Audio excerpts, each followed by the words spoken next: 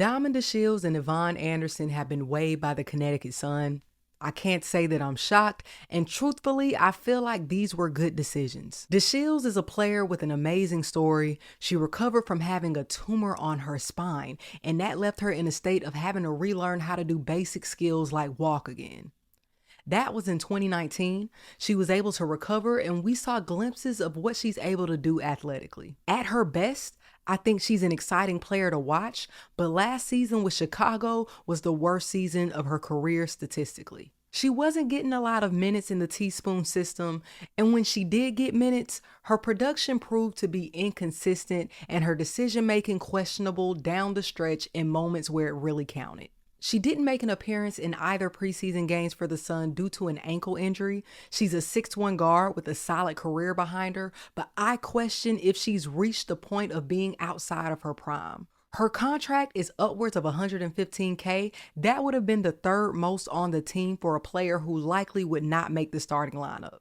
That's a lot of capital in the W. The Sun are actually working with a lot of capital. If online reports are accurate, they have upwards of $800K available. But I don't think that money would have been well spent. Yvonne Anderson played in the W back in 2022. She's had a long career in professional basketball representing the Serbian national team. Her preseason performance had its moments, but overall was not as productive as their other guards, and she had more than 20 minutes of playing time each game. She was a decent passer, averaging at least 3 assists, but her shooting was inefficient. Rashid Mezian is a coach who emphasizes ball movement and three-point shooting. Neither of these cuts are overwhelming in either regard. The Suns still have at least one cut to make by end of day to get their roster down to size. There were also reports that the Suns ownership group is looking into investment options, meaning the Sun will likely relocate. That might be saddening to people from Connecticut, but it's exciting to me. There were facility complaints all last season.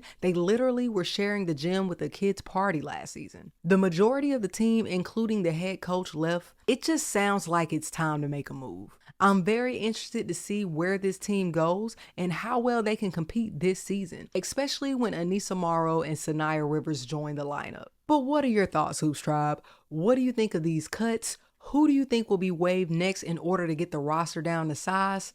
Let's talk hoops.